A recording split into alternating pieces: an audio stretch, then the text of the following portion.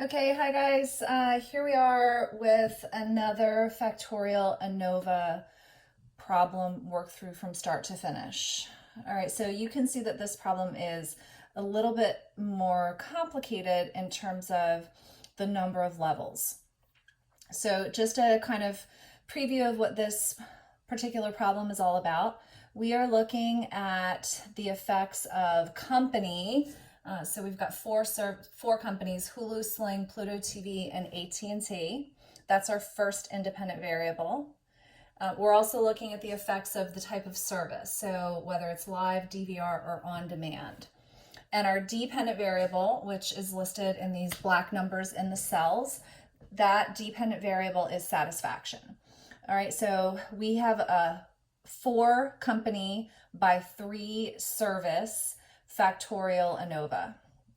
Now you can see I've sort of set up the calculations that we need to do. So recall from the previous problem, we are going to get column sums, ends, and means.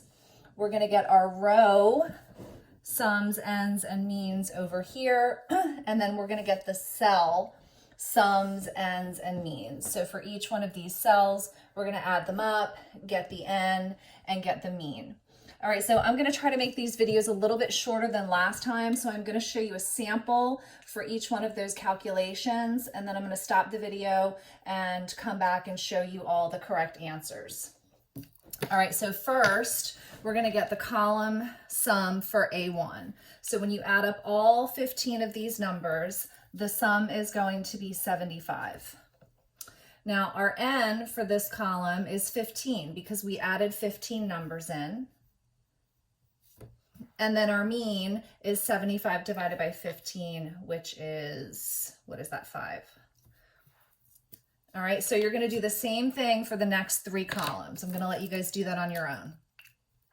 All right, now we're going to do the rows. So I'm just going to do this first row for you. So I'm going to add up all 20 of the scores in B1. And when you add all of those up, the sum for B1 is 78.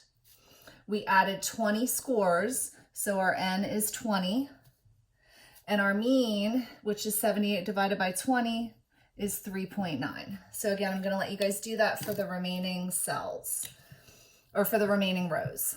All right, then we're going to do the same thing for each one of these cells. All right, so in each one of these cells, we're going to add up the 5 scores, we're going to get our n, and we're going to get our mean.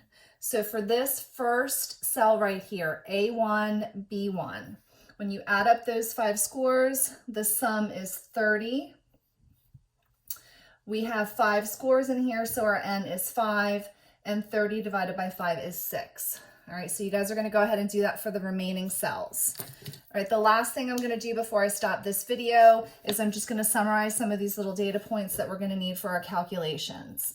So little a is the number of levels of A, which in this problem is 4. Little b is the number of levels of B, which in this problem is 3. Little n is the number of observations per group, or the number of subjects per group. So the groups in this case are the cells. So our n is 5 because we have 5 people in each cell. All right, T is the grand sum. So in order to do that, we're going to add up all of these scores. Or if we trust our calculations, we can add up our 4 column sums, our 3 row sums, or our, 12 cell sums. I've already done this, so I'm just going to fill this in for you. T is 216, and that is terribly written there, 216. And then Y bar T is the grand sum, or the grand mean, I'm sorry. So it's the mean of all the scores. The formula is going to be capital T divided by A times B times N. And when you do the work on that, the grand mean is 3.6. All right, so I'm going to stop this video. I want you guys to fill out the rest of the calculations, and when I come back, I'm going to have them all filled in for you.